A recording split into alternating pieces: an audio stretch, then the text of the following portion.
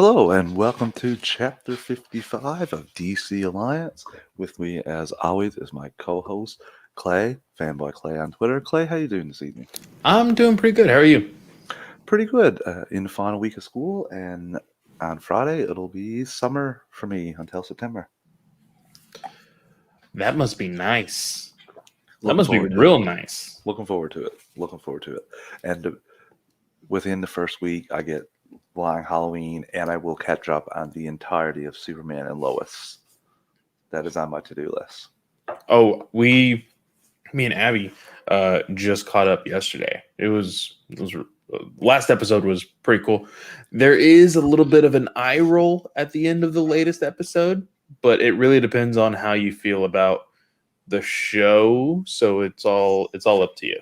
Okay, I'm interested because I've heard nothing but great things, but haven't had the time, and also been a little beaten down with the Flash. Has kind of discouraged me from the DCCW, and I did, however, watch the YouTube clip today of Diggle's scenes in Batwoman because I'm not caught up in that show either.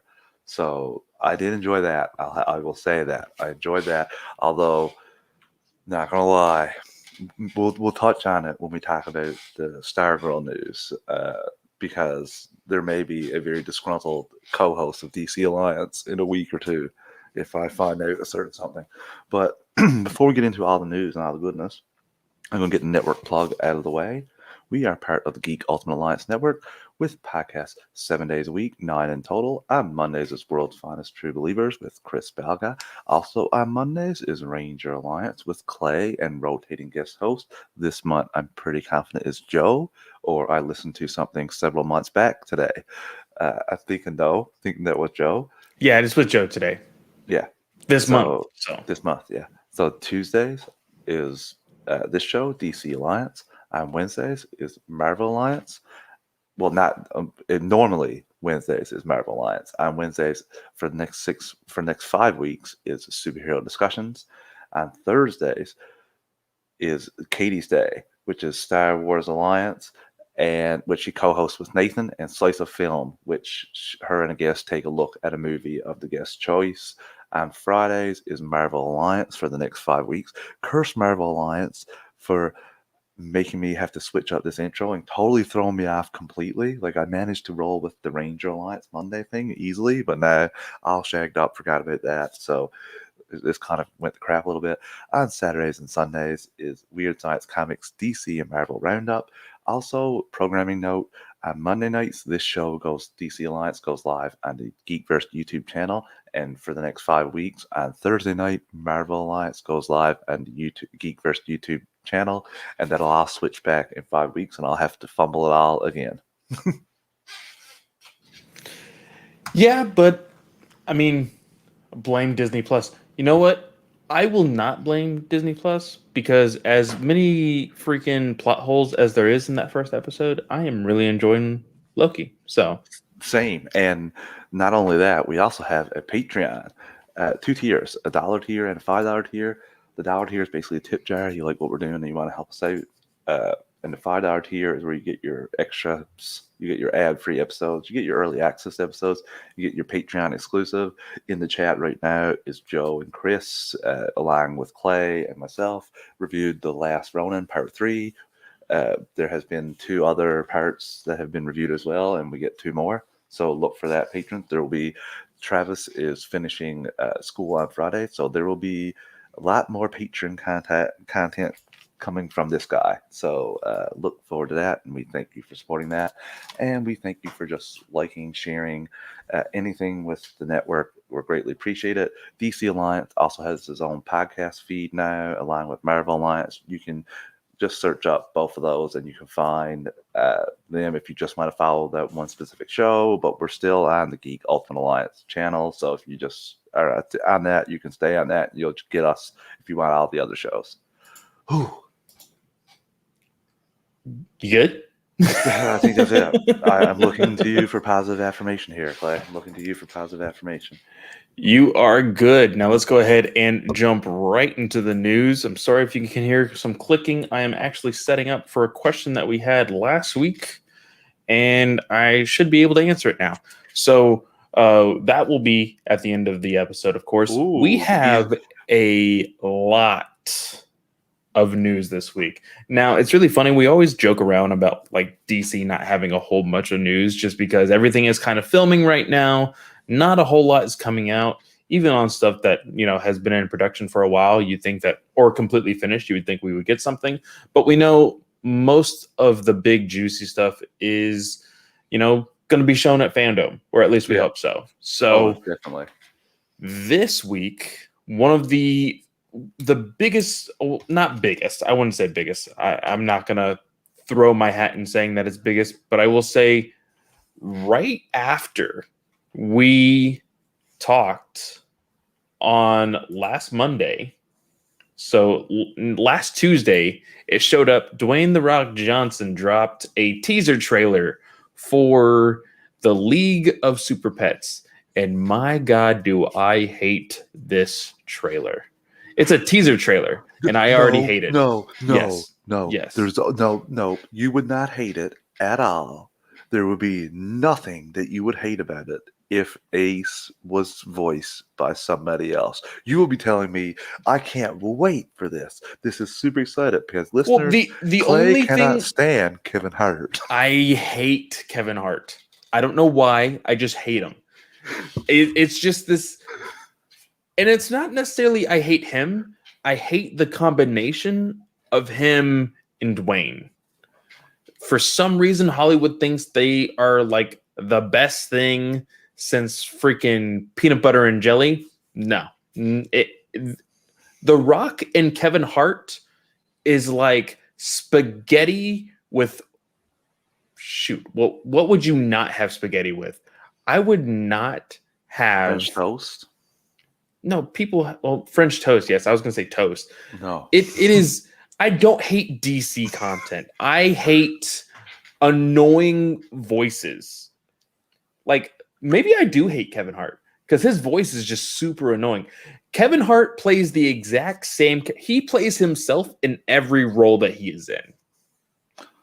We're getting some food requests. Oh here. gosh, my wife is in the chat. I guess Wow. she agrees with you about Corn Kevin with- Hart. Oh, so okay, no, she's making fun of me now. So when I was a kid, my grandmother would make spaghetti with mashed potatoes and corn. And they're like, why would you have starches with spaghetti or like two starches together? And I was just like, I don't know. That's how my grandmother made it. It was spaghetti with a side of mashed potatoes and corn. I grew up on it and I love it. My wife thinks it's the weirdest thing. So I would have corn with spaghetti. Thank you very much, Abby.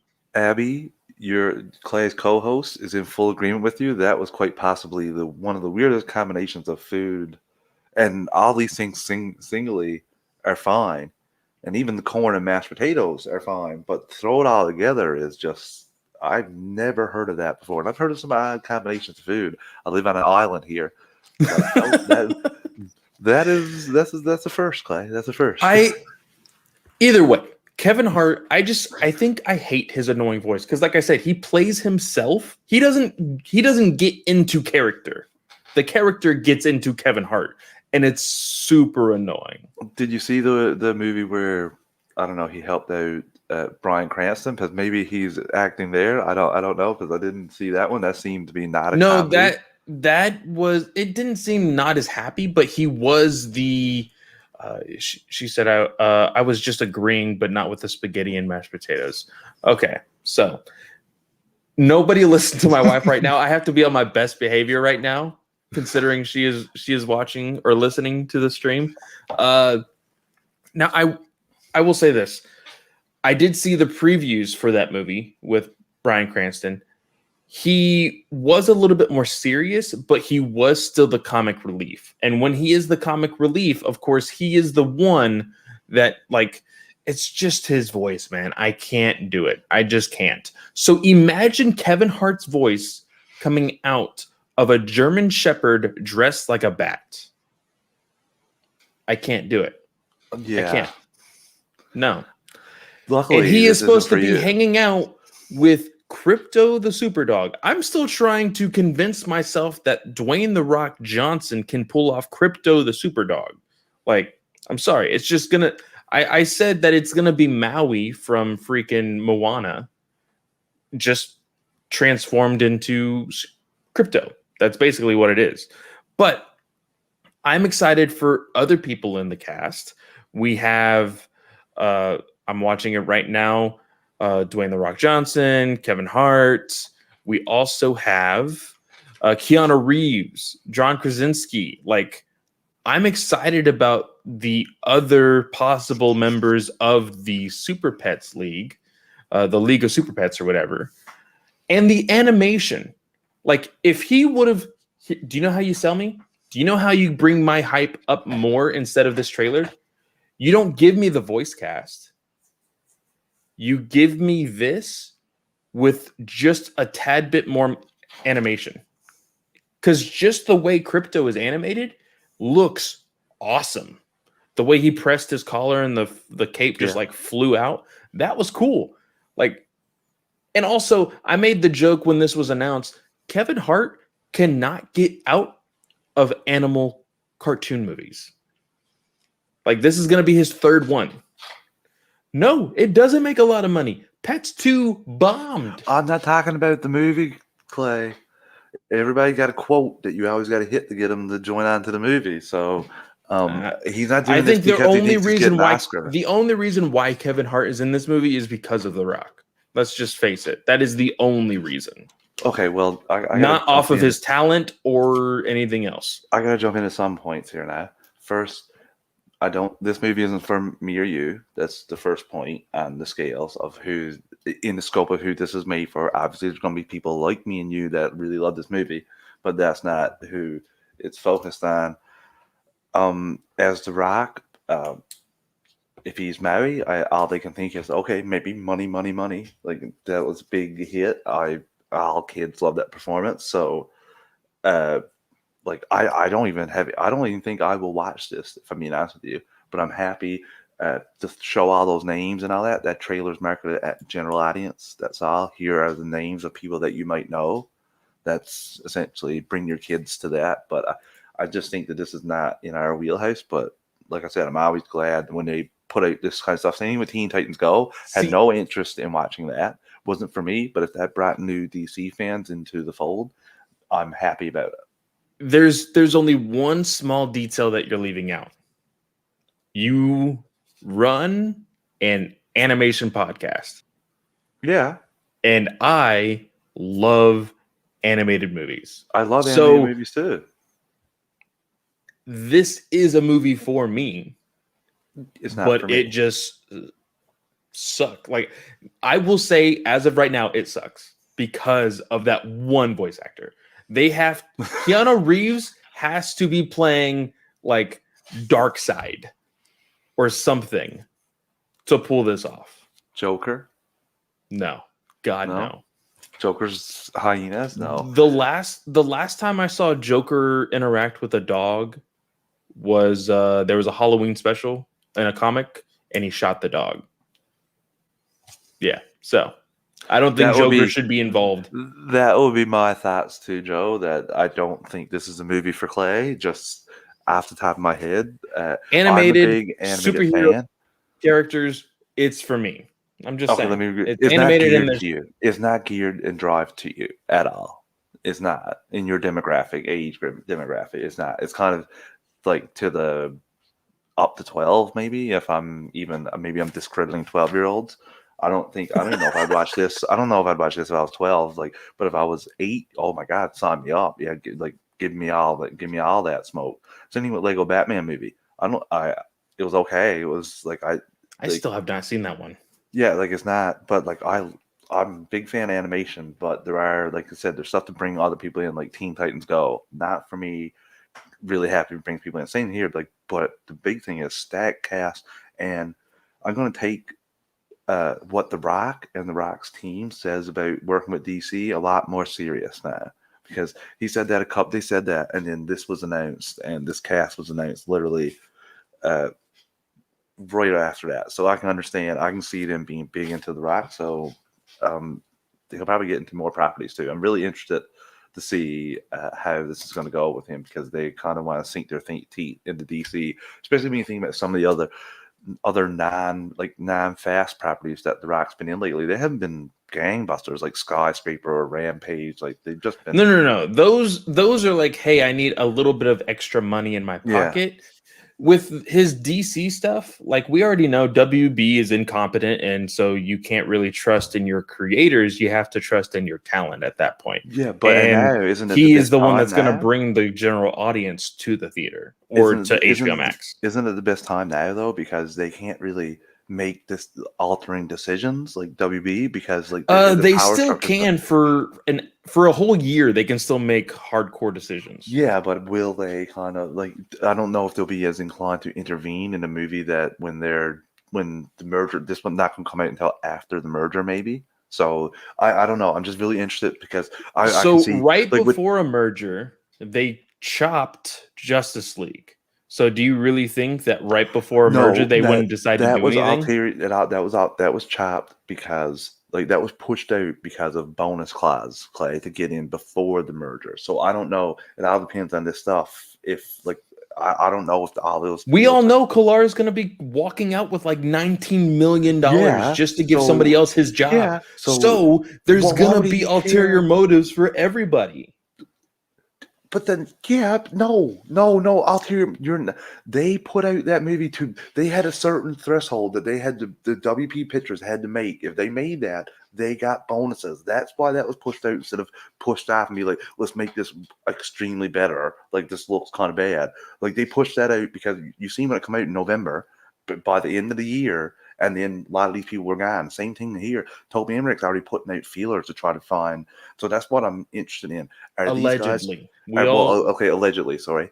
But are these guys more interested in trying to find out where they're going to go next instead of caring about like what's happening to projects that the success they're not going to get anything out of the success because they're not going to be here. They potentially might not be here. Like I don't know if Ann Sarnoff cares nearly as much anymore because she could be gone.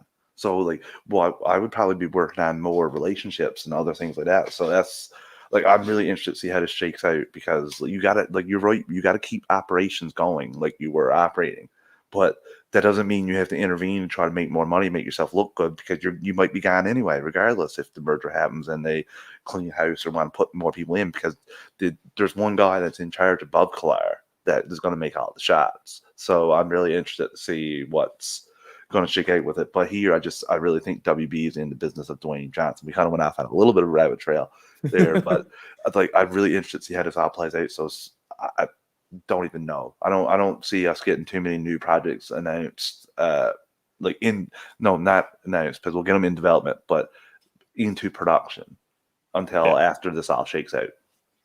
Yeah. Okay. But yeah, Well, I think I agree with Joe too. I don't think this movie it might be geared towards Clay, but I also wish I could get a live reaction of you watching it, especially or a live reaction of you watching Kevin Hart compilation video. I clicked on the video and I saw Kevin Hart and I immediately hated it. And then after I clicked out of the video, Snell just said, "Oh my God, Clay, it's Kevin Hart." And then he just kept laughing and laughing and laughing because that was the one thing I had said. I said, as long as Kevin Hart is not in this movie, I think it'll be great. And then they put Kevin Hart in the stupid movie. Like, God damn it. It's like, awesome. So Joe says, I wasn't excited for the Sonic movie, but my kids were excited when they saw the trailer. That movie wasn't aimed for me and was purposely for them. See, it all just depends on what you genuinely think. Because when I saw the Sonic movie, like as a trailer and everything else, the first trailer, the ugly like thing that was from your nightmares, Sonic, no, I don't like that. But when they revamped him and like made him into a solid looking freaking Sonic, that was the Sonic I wanted. And so I went to go see that movie. Yeah, like that was aimed towards me. No, that wasn't aimed towards you. That was aimed towards the young kids. But luckily, the nostalgia net got you in there as well. And same thing with me. I was the exact same thing. I loved the movie. I really enjoyed it, and it brought me back. Like I was Sega first guy, so that brought me way back. And I was just like you. I did not like the face of the first Sonic, but I enjoyed it, and I just don't think this is not for me, but I'm kind of convinced it's not for you as well. But like I said, we got to do a live stream of you watching it just for the Kevin Hart reactions alone, so I can save the videos and then cut out the pieces and then put a video of you just reacting. You to know Kevin what? Hart. From now on, if there is DC trailers, I will record myself watching them from here on out. Oh, I nice. will put that in a mental note and I will send them to you via email. We can compress them. We can do whatever. We can watch them Oh on no, stream. you rate me. We'll watch my stream together because I want to see, especially the Kevin. Any more Super Pets trailers we're watching on stream together. So, Chris, you know this. I have said this like for years now. I hate WB. I don't hate DC. I hate WB. So yes, you are completely right. Okay, Clay. I think we're going to take our first ad break and let Clay try and come back to loving DC. Obviously, I'm just kidding there, Clay. Listeners, we don't pick the ads or the volume, so we're going to give you a quick 3 count to let you adjust your volume, and we'll be back shortly. 3, 2, 1. And we're back. Okay, Clay. So the next story was something that was actually a little surprising. We get our first look at Batwing in Batwoman. This looks nice. This looks a lot better than I thought they were going to go for. I really thought they were going to try to do the really, really shiny silver, like the light blue from like when he was first introduced in the New 52. I am glad they decided to go with this like almost gunmetal looking blue shaded suit. Like, I don't like the Mortal Kombat-esque mask that they kind of have, but I will say you kind of have to do that in a practical sense in what we are working with in CW because these people need to breathe. They need room. Take it for somebody who did cosplay for many, many years. I had a Power Ranger costume that had only three miniature breathing holes underneath the visor. It absolutely sucked to be wearing a helmet with very little space to breathe, especially when you have to wear like the little like cap so that way your hair doesn't get pulled or anything by the helmet. Here, that is clearly what that is on the face. You're protruding the mask in order for your lips to be able to move, for you to be able to breathe, for your nose to be able to breathe. Like that is what that is for. But it still looks nice. Like that's the only nitpick that I have for this costume. It looks great.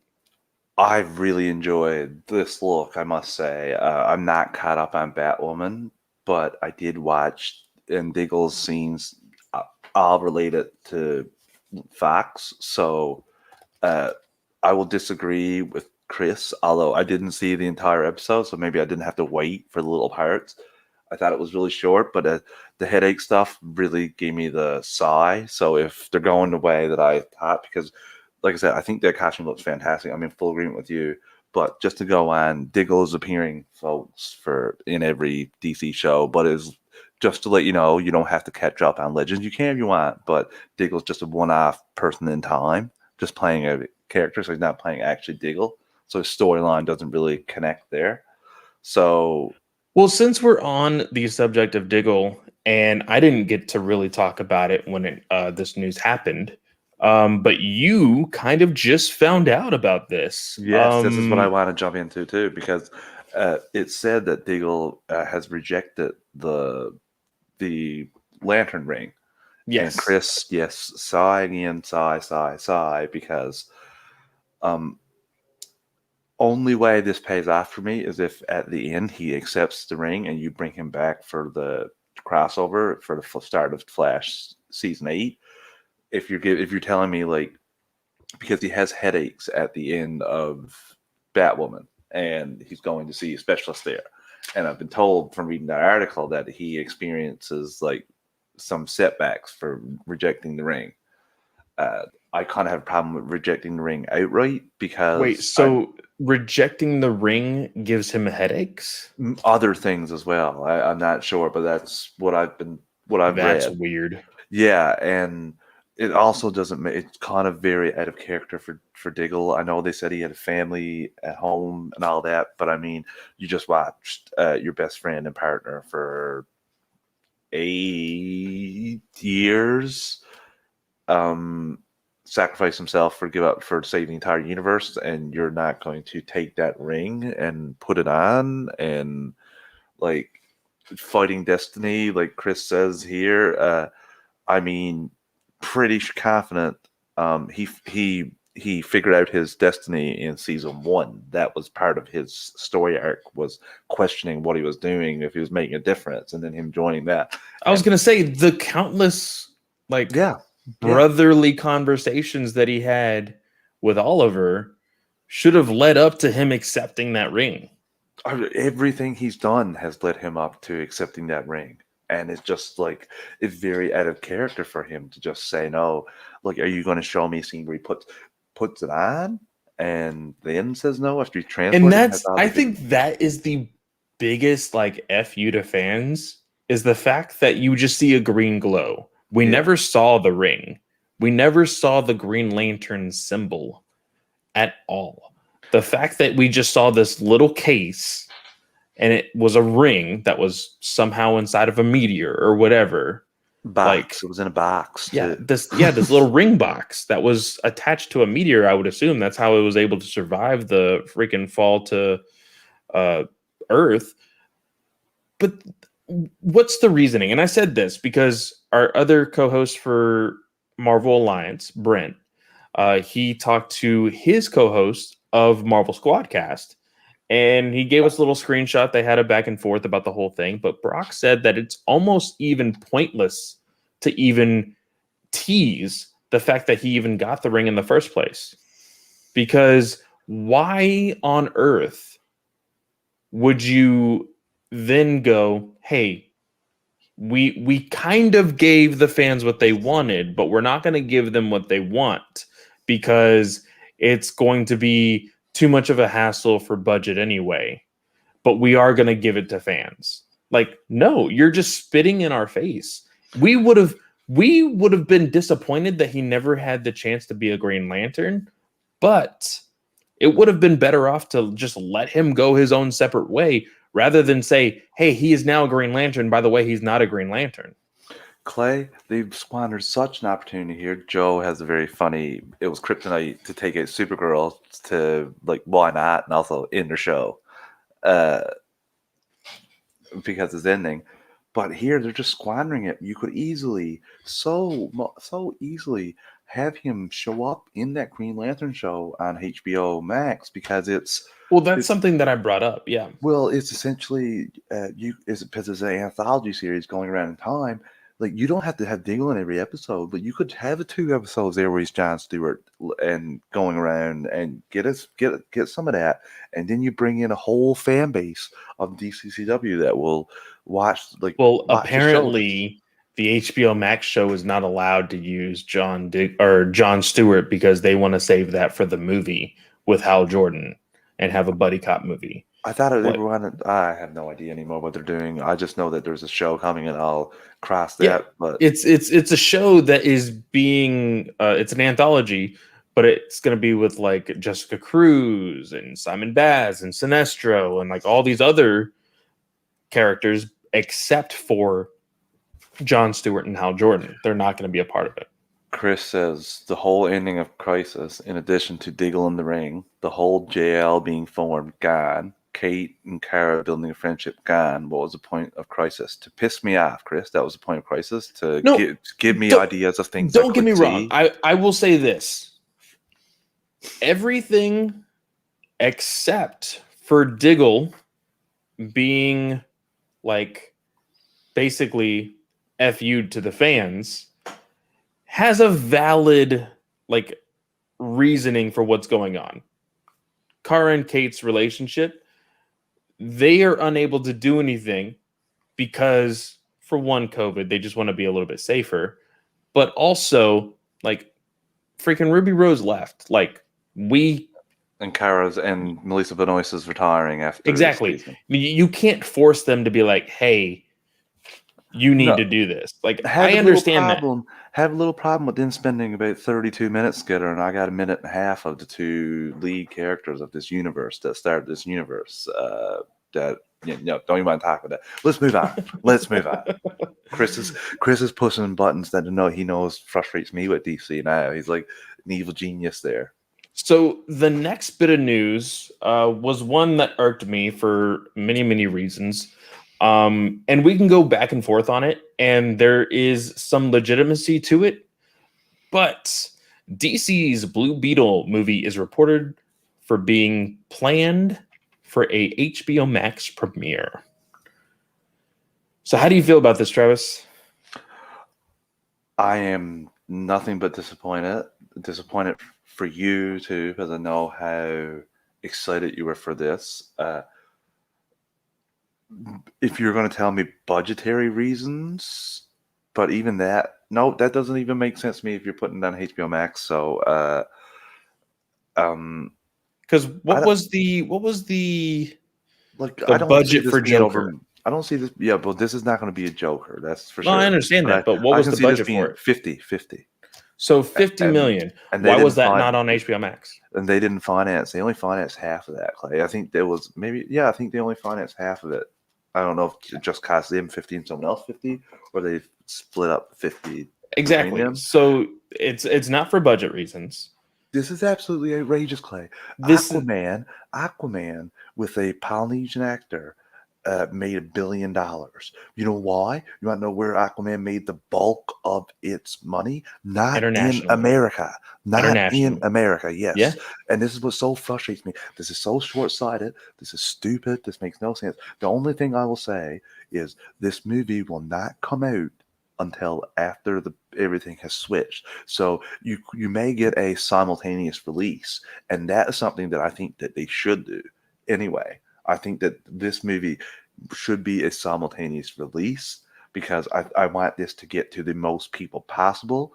But I also want to go. I want personally to go and watch it on the big screen. I love this character. I've only seen him in animation, and every single time I've seen him, I've absolutely loved him.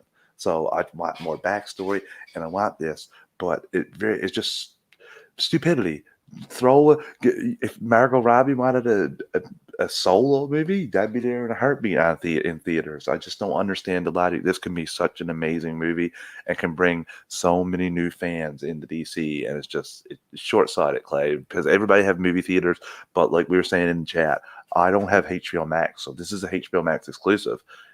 I don't know how I'm watching and me and Ray, we had a conversation about this when it was announced over Twitter. His thing was, we can't necessarily say, hey, it's because of racism. HBO Max is going to get more viewers because, of course, it's going to be in households. The argument is, and I told him this, I told you guys this, HBO Max does not have a worldwide release. It has slowly started to go into other countries, but it is nowhere near what Disney Plus is, or even Discovery Plus. Yeah. Nowhere near those numbers. But we don't know if once the merger is complete, will they get into all those other avenues from Discovery Plus? But see, I think it's going to take more than just saying, hey, Discovery now owns this. Now we can push it out to other countries. It's going to take time. Oh yeah, I still think it's contracts in general. Can they get out of it? Because the go way back machine, WB sold the rights to all the stuff because they were cash strapped before the merger because they had no money and it was stupid and short sighted and ultimately kind of killed some growth plans. So yes, you will get probably a lot of people to watch this, but it will have to be by word of mouth because HBO Max does not like to promote their own stuff. They just don't. Clay? Well, go ahead. So I can't tell you. I still see commercials for Zack Snyder's Justice League on Crave. but like you don't see anything. Same thing with Wonder Woman 84. All the like I get more stuff for Crave than I do. Even YouTube, nothing like that. I only like nothing. It's crazy. It's crazy. You're right. I don't get any ads for HBO Well, Max. even the big scandal, quote unquote, now is In the Heights. In the Heights is the newest HBO Max simul release with theaters, and I think it was Travis or I can't remember who said it in the chat, but they said that I think it was Snell that said that he had to scroll down to find In the Heights. Usually, when something is released, it'll be on the very first banner. It was with Zack Snyder's Justice League. It's been that for like the Godzilla vs. Kong, Mortal Kombat. the Angelina Jolie movie that just came out. Yeah. But why all of a sudden a Hispanic Latino Latinx movie comes out and you have to scroll down to find it? Like, what is up with that? Like, That's confusing to me because like I subscribe and then what is happening with Disney Plus and what was happening with HBO Max's releases before this one was every time was the best one because ultimately you're growing your subscribers each time, like every time before every release to the next one. You would think that. Chris has a good point here. What would you say if it was going to be a series instead? I'll say myself first because I want you to tackle this.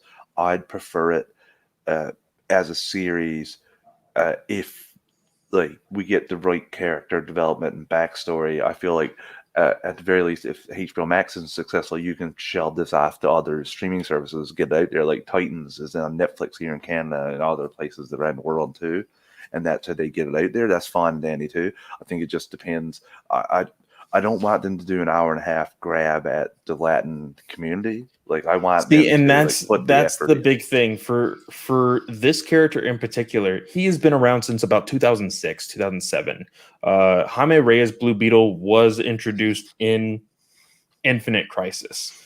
Spoilers for a over 10-year story, but Ted Kord, the people that love Blue Beetle, Ted Kord, he died, and Yeah. so there had to be a new Blue Beetle.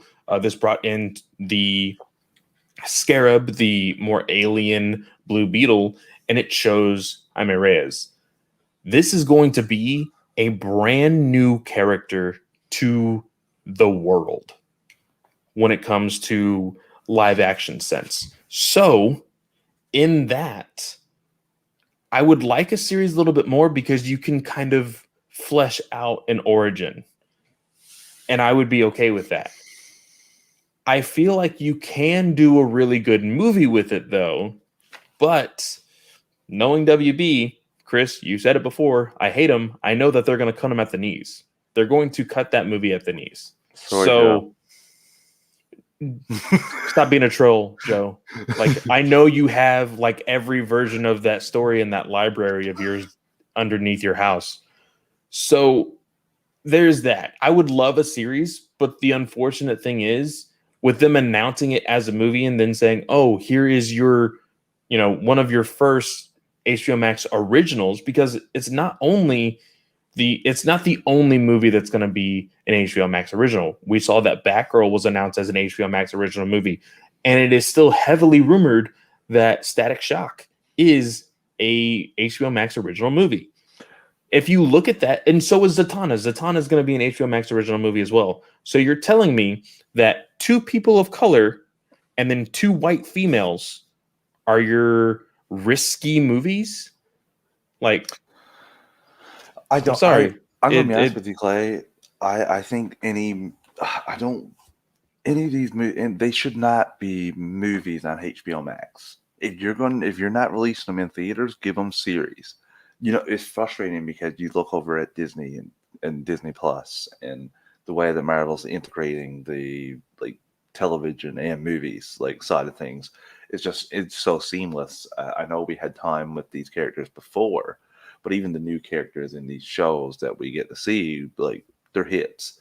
And we'll see them in movies as well, going back and forth. Like we'll see Wanda in Doctor Strange Multiverse of Madness. So it's so cool to see TV movie, and you can do it just the right way. And I'm of the belief that if you're not going to put these guys in movies in theaters, give them series because it gives the audience a better chance to fall in love with these characters. And then that groundswell grows and you get a movie from that. Like you need your Yeah. baseline. So if they're not, if I'm afraid they just put this on as a HBO Max movie and it's talked about for a couple days and that's it. Rather than I'd love for it to be a series talked about weekly. Or I really think if it was out in the theaters and done right, this would be a big hit for smaller Well, budget. as I and Nathan have said over at Super Civil Servants, this Blue Beetle, this Jaime Reyes Blue Beetle, can be DC's Iron Man in the sense of it is not almost a carbon copy, but he has a suit. He has a suit that can relate to Iron Man for some people. I feel like that would be a really big thing for the general audience. The general audience would say, "Oh, he has a suit. He has a suit almost like Iron Man." Okay, that's going to be the big thing because like I said, this is a brand new character. If that's what gets people in the doors, I'm fine with that. Well, But if you you're gonna do have to that, show them how he differs from well, Iron Man. essentially you say combine Iron Man and Venom. Yeah, basically Yeah. is exactly what it is. So I think they could do it with a small budget and still keep it as a theatrical movie. That's the big thing that I'm saying because even Iron Man took a risk. That was a risky movie. They not only was it with a D-list character, but it was with a risky actor at the time. He was just coming back into Hollywood and he had a little bit of a dark past. So Iron Man saved Marvel Studios and it saved Robert Downey Jr.'s career. So Yeah, but I just think that, like you said, it's so much potential there, Clay. It just hopefully they shoot this. Hopefully they're in production when the new regime comes in, and hopefully the changes are made, but they're still allowed. We get a theatrical run of this. Like fingers crossed on that, or make it into a series. yeah. So the next news after that, James Wan posted on Instagram this nice little photo. James Wan, director, and right behind that little makeshift name tag is a logo that says Aquaman and the Lost Kingdom. It's a production meeting. This happened Thursday, June 10th. I am excited about this. Now, you said that this does kind of bring along the same story as like Snyder's story with the kingdoms that were fighting against Darkseid.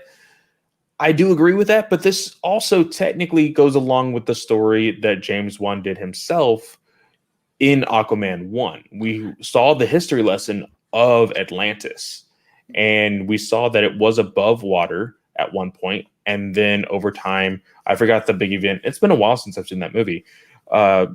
It fell into the ocean, thus becoming the lost kingdom of Atlantis. I'm still excited about this. I'm very interested to see what story they're bringing about into this. We know that Jason Momoa was the very first script that they threw in there, or the screenplay, or whatever you want to call it. But yeah, I'm excited about this. What about you? I'm pretty excited too, not gonna lie. What I was saying was in the whiteboards, it says like Arthur and Mira like united all the kingdoms, including the last kingdom. That's all was there about it, really. Oh yeah, So essentially, like he's wine tax to Snyder. Like this was all before everything went to crap. So I'm sure that was part of the plan. Like at some point in your movie trilogy, because that's what he was signed on for. I'm sure Snyder said like at some point in your movie trilogy, he needs to like reunite with the last kingdom as well. So this kind of seems pretty, and they kind of emptied out the tank there in the first one, Clay. They kind of used several storylines. I will be surprised if we get out of this one and Aquaman has two hands.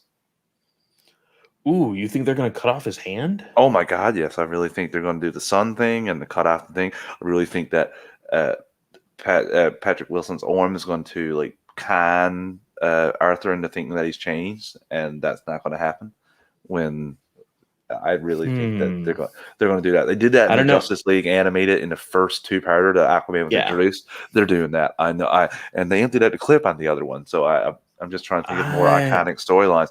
There's not going to be much more iconic than him cutting off his arm, and then he got a spear around his hand. Like, that's going to be insane. Well, there was the spear there was also the like aqua kinetic hand that he also had for some time in comics.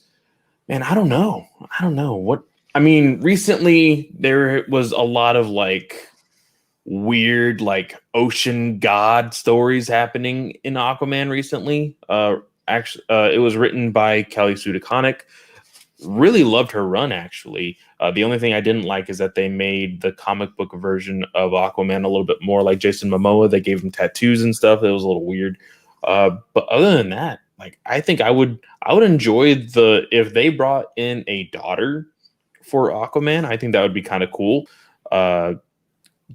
Giving a little bit more into the family aspect.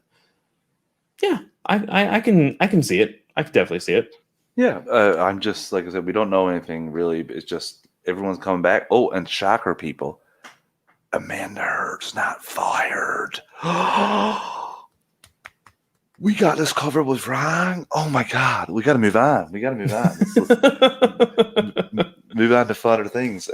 You got to bring up this Shazam Hawkman thing, because this has my wheels turning. This got my wheels turning immediately. I am so excited if this is what I think it is. Same page. We have the actor Zachary Levi hanging out with the Hawkman actor. I can't remember his name off the top of my head. I'm actually looking it up right now. I'm excited about this. They're standing back to back. It honestly looks like they're hanging out at a Top Golf. I see it in the background. I need this to happen. This needs to happen. They need to have some sort of connection to either prepare us for Black Adam 2 or Shazam 3. Like, and this whole thing that Sandberg is saying that he hasn't had any communication with The Rock or Black Adam, I call bullshit. I'm sorry. He's a funny guy, and he's pulling all of your legs. I'm sorry. That's what it is. They are so connected in story.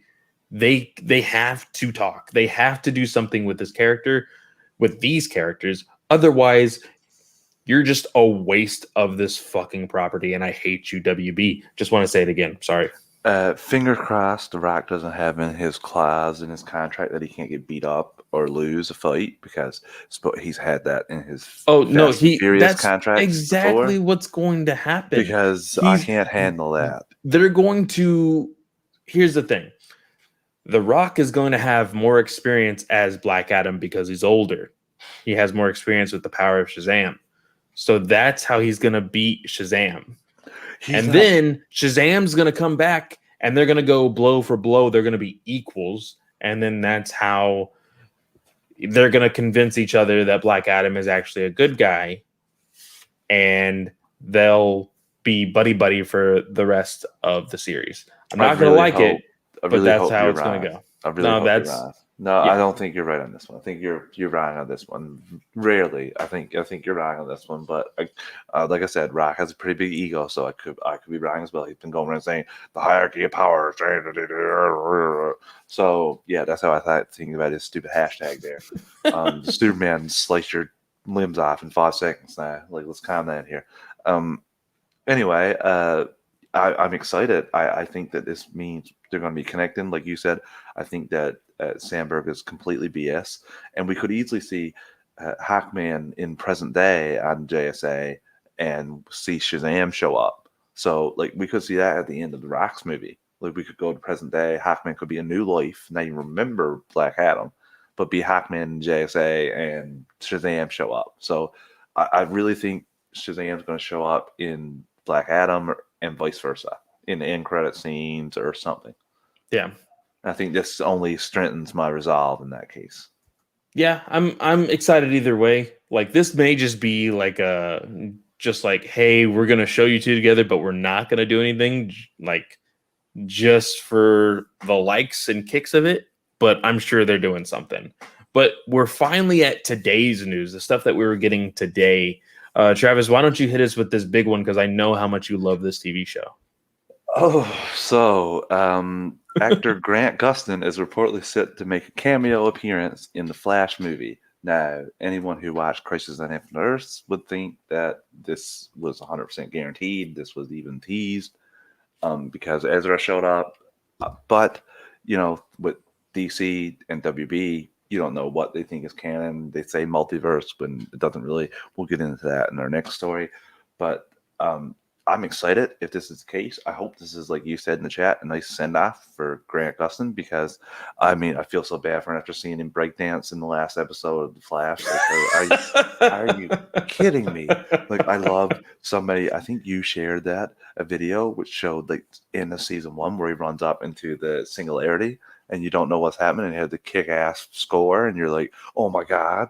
And then it goes to breakdancing, and everyone's like, oh yeah, go Flash. I'm like, this is what has ridiculous. This show become? This is like, all I could think was like Stephen Amell gonna be kicking up in a chair somewhere with a Muay Thai, like laughing, being like, my God, if I stayed on and signed on for another 2 or 3 years, what would they have done to my show? Like that's all I could think. Just put him down softly. Just like take him out back to the flowers and just let him go. Just let him go. What I wouldn't give Clay for something to happen and we get Barry of the 2024 timeline before with Crisis, with Savitar and all that, when he didn't save Iris and everything went crappy. Give me that, please. Give me something different. It's been disappointments for me since the end of season 2, really, with like how they did handle Flashpoint. It's been disappointments since then, but I still enjoy the actor, and when he's in crossovers, he's really good. So I can't wait for their interaction, and I'd like to see it on Ezra's side when he leaves too. So, but that'll be interesting. They'll probably have to change the line, because he probably won't say "I told Victor," because I don't even think you can name Ray Fisher or Victor Stone right now unless you're on Doom Patrol.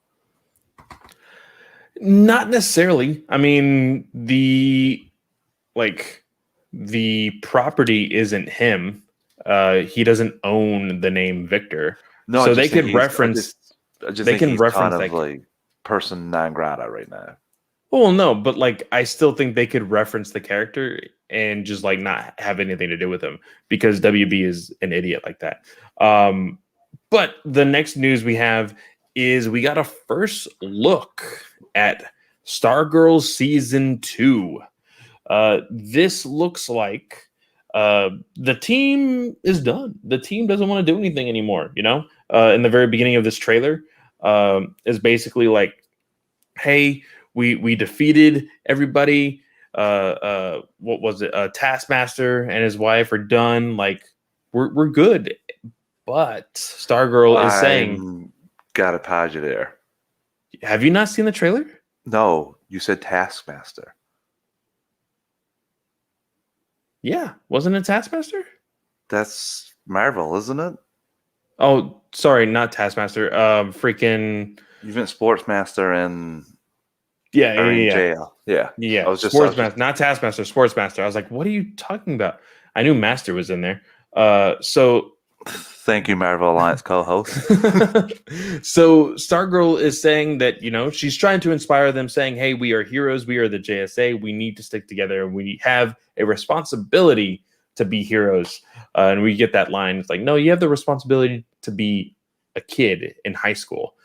There's only one thing two things that I had an quote unquote issue with this trailer. One, my number one issue, you can definitely tell that this was filmed during COVID. Everybody is very far apart in almost every scene that was placed onto this trailer. It kind of took me out of the trailer for a split second. But then we also saw our first look at Jade, which is Alan Scott's daughter in the comics. The one problem that I have here is she is holding the ring and the lantern. Jade in the comics does not use a lantern ring. That is my only problem. And she has green skin. It doesn't necessarily look like she has green skin here. There's a green glow from the lantern and the ring that might be looking like she has a little bit of a green tone to her skin, but that's not who she is. But yeah, overall, we will see how this goes. My only doubts for this show, I know that season 1 was awesome. It really surprised me. Season 2 is strictly CW. Now, I understand that Superman and Lois is strictly CW. CW, and then going on to HBO Max later. This, I'm not sure how I'm going to feel when they're saying, hey, this will only be written as a CW show. You know? How do you feel? Mean? What do you mean by that part?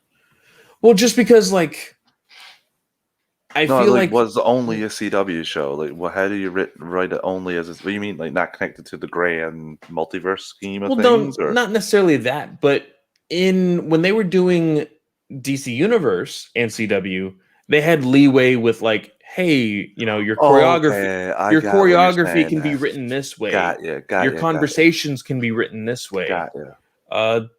They're going to have restrictions with only being on the CW. Whereas on DC Universe, anything went because you could do whatever you want, really. Chris, I know you have faith, but again, it's the people that we're working with here. So I gotta say, I enjoyed the trailer. Just a couple things I had issues with in the trailer, but they were more, why are you revealing this in the trailer? Like the shot with the genie and the pen. That should never have been shown. Yeah. Never have been shown. That was a big moment. You teased the entire season for that, and you just threw that out. One shot in the trailer, showed us who the genie is, what he looks like, everything about that. That could have been an end of episode reveal, and that was thrown away, in my opinion. I don't think that was smart. That was one issue. And thinking with the Jade, I think they showed too much of her fighting. I think you could have left out some and teased us more because, like I said, the same thing with the Alan Scott. You tease that for a year, and and this like weird biker chick kind of look is just a little off for me. I don't know more about it. I don't know as much about her from reading on Twitter, but from reading on comics. Sorry, but I like the look. I like I don't mind all of that. I wish we didn't see as much in the trailer. Like, you can hold back for me. Like, I just my own personal opinion, but I'm excited about this. Like I said, I really enjoyed the first season. I didn't know I would. So I guess we're just like, I'm okay with the design. But I'm just gonna wait and see on that approach. I got to see you're in costume. Let's see all that jazz. Yeah. Now, actually, before we get on to our big news topic that we've all been waiting for tonight, we're going to take our first ad break. So, second ad break. Of course, turn down your volume. We don't want to be the cause of blowing your eardrum, but recently haven't had a whole lot of issues with it. But we'll be back in just a second. All right. And we are back. The big story today. The big story today. Such a great story, you know? Oh, my. It was revealed that the creators of Harley Quinn Season 3 were just not given what they wanted as far as, you know, just I hate censorship also. That's another big thing. Censorship is not cool, guys. Let these creators create. That is how they make money. I don't care about censorship in the grand scheme, but when it's applied moronically, like it is here, yeah.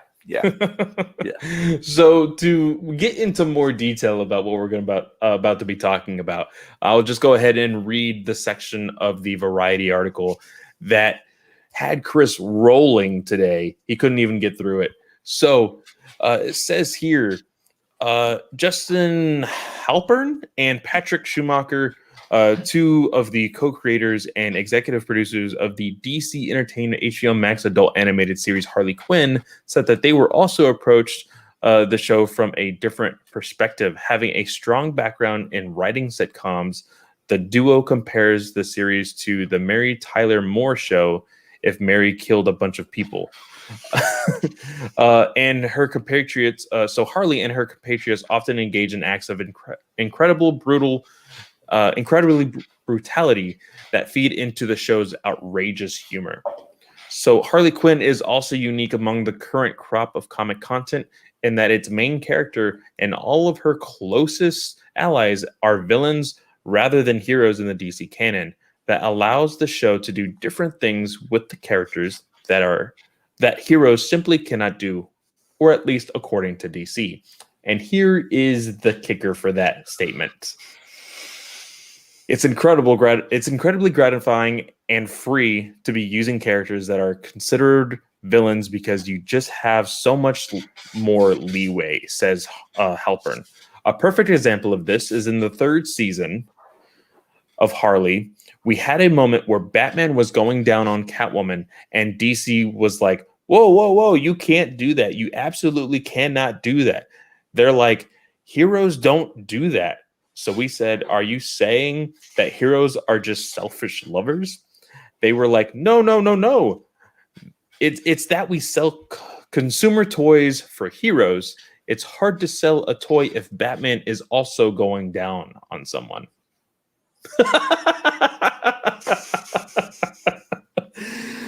Oh, goodness. So, what do you think about that? I can't believe we're having this. So I'm gonna take this in a very humorous and also important conversation because me and my wife Abby talked about this earlier today, right before we started recording. And the big thing is, big thing, Batman damned, Batawang. Anyway. Batman can show his penis in a comic, sell out everywhere, to the point where the comic went up as high as $450 on eBay. And then the next day and thus far, Batman toys have been doing just fine. So you're telling me that he cannot satisfy his woman, and you're afraid of toy sales at that moment? I don't get the hypocrisy here, DC. Okay. I don't understand it. Okay. I have some thoughts. Took me a second. Took me a minute just to realize like what we're. This is just so stupid. Not because of the content, more because of WB, like DC. It just infuriates me. I would imagine Batman is the peak of human physicality. I would imagine he is more the peak on that side and less like DJ Khaled. Exactly. Yes.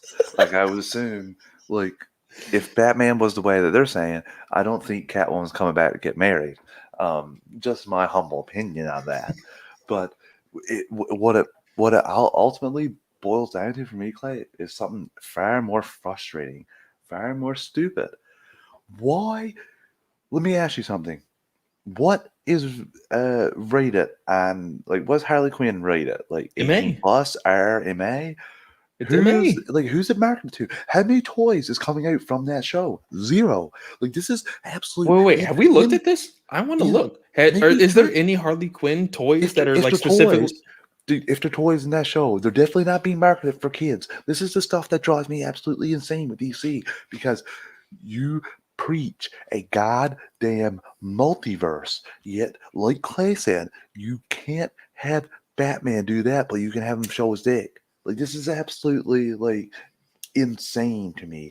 What, like, how in the hell is what happens to Batman on Harley Quinn's animated show that's rated MA affect toy sales from Batman from Justice League Action or Okay, so Teen I'm Titans looking at it Go. right now. The only product that they have that is Harley Quinn the animated series related is a $40 statue.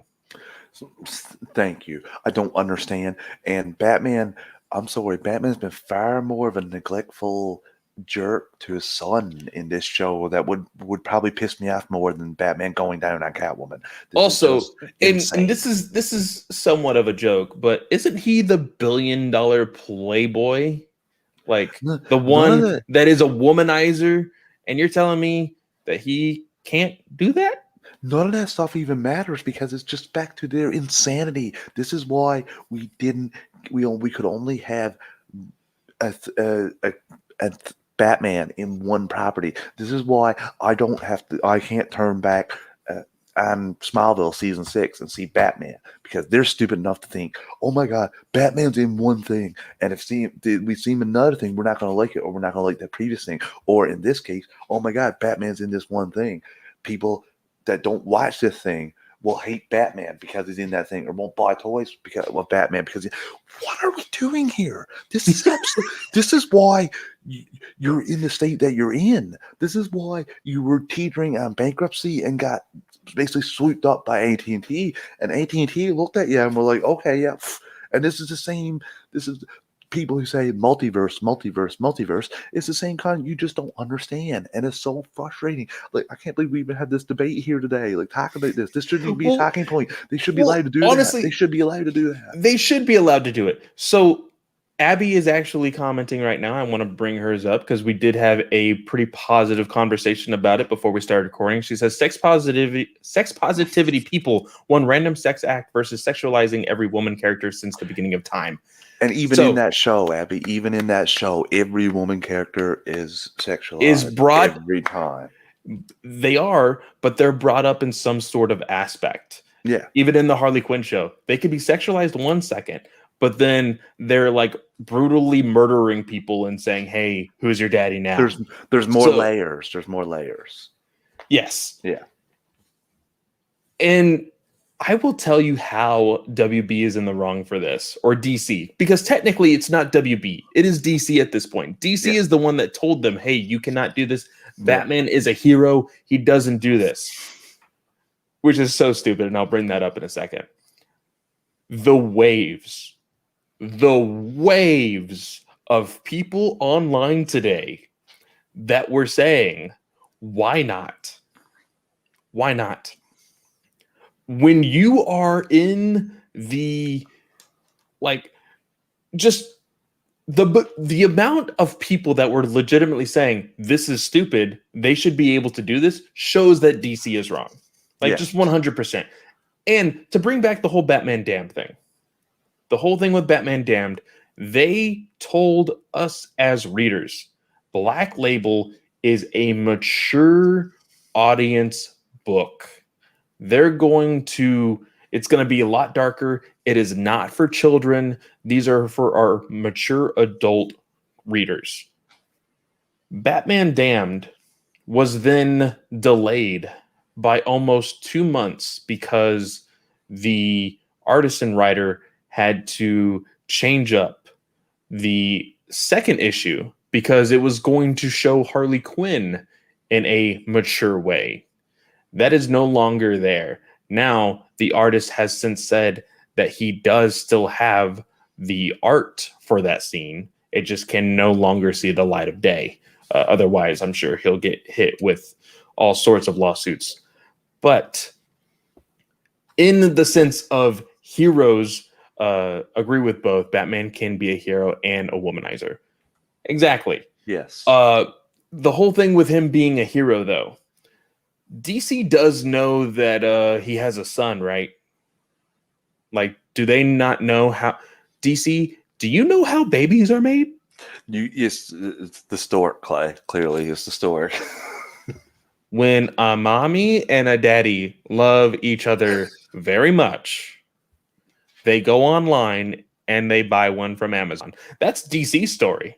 It's just a symptom, but it's just of a not larger reality. problem. It's just a symptom of a larger problem, Clay. Because, like you said, The Batman Damned, that was Black Label. Harley Quinn animated series is on a streaming service and is rated MA.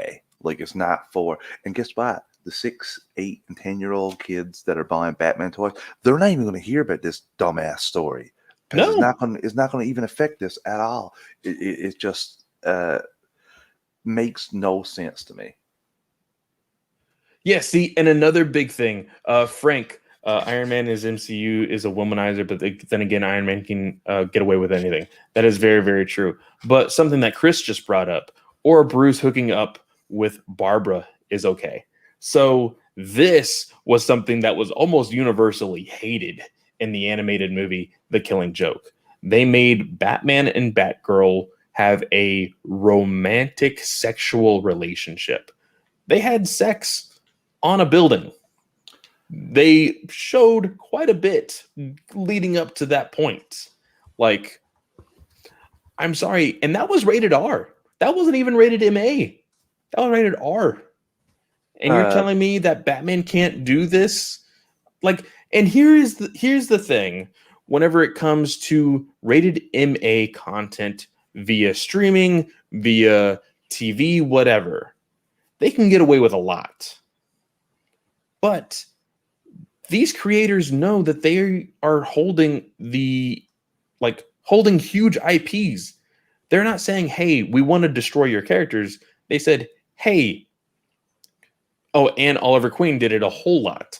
Kevin Smith even showed a few panels today about him doing the exact same thing to Black Canary. But in regards to MA, it wouldn't show her privates, her genitals. No, it wasn't my going to God. show anything. It's just going to be innuendo. It was going to be implied more than anything. They haven't told us that. But me, as a 29-year-old, have the smarts to know, oh, you're going to imply that he went down on his girlfriend. Bravo. That is very smart. Cool. DC is like, oh, what? You're going to do this? What? Like, Jesus Christ. I think the only thing we can clearly establish here is that DJ Khaled runs DC. That's, I think, the only thing that we can confirm for sure. My co-host for Batman News Weekly made the joke that DC is ran by the Catholic Church, apparently. So that is probably also true. Very well could be possible. But I showed my co-host from Batman News Weekly as well as Nathan from our network the Rule 34. And I will be careful. I would say this for anybody who is in the chat, anybody who is listening to this podcast, be careful with Rule 34. Travis, are you familiar with Rule 34 of the internet? No, and I'm very hesitant when you said Nathan knows or is part of this, because no good. Don't get us canceled here, Clay. Rule 34 of the internet states that if there is a subject in existence, there must also be a porn parody of said subject. Okay. So Rule 34 was being applied to this subject that we are currently talking about all over Reddit and Twitter today, and I just think it's absolutely hilarious. Okay. DC was like, hey, you guys can't do it, but the world was like, hey, watch us. And I have seen more than 10 pictures that were drawn today of these two characters doing exactly what we were talking about. Clay, I don't need to know what you're doing behind closed doors. BVS with Bruce using his Playboy nature, hooking up with randoms, is supposed to dull his own pain. Like, this whole subject is seriously, like you said, it is in some way stupid, because it should be a no-brainer. It's insanity, Clay, because the definition of insanity is doing the same thing over and over and expecting results. And they're out here saying multiverse a couple times, but movie nonsense. But it's still the same. Like, they think that if you put Batman doing something, every single person in the world's going to see it, and that's it. They're going to shut down the gravy train. The Batman gravy train's over. No, that kid's Batman gravy train's going to stay forever as long as you put it in content. I think I looked it up. I looked it up one day, and I know that it's on one of my TikToks.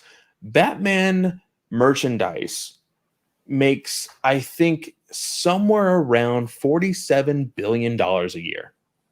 You're telling me a 2-second assumed sexual act is going to destroy $47 billion for the rest of eternity? We both know that's No, not true. it's not.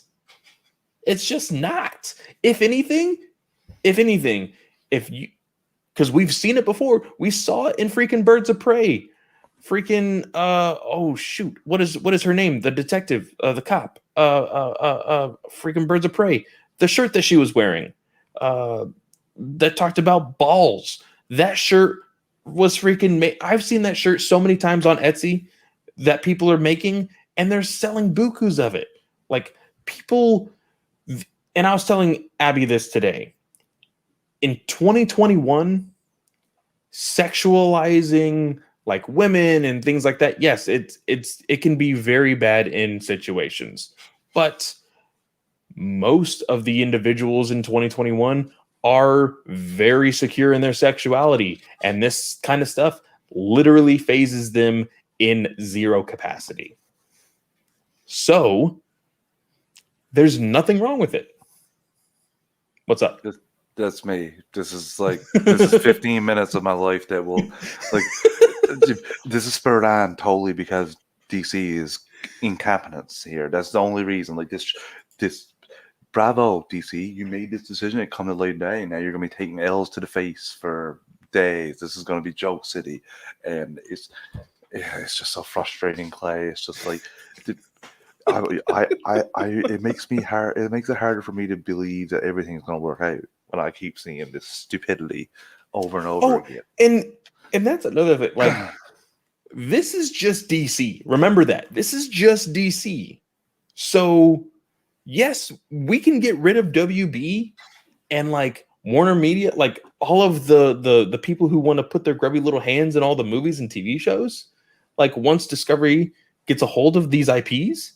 But then you still have to deal with the IP of DC, like at that point for this in particular subject.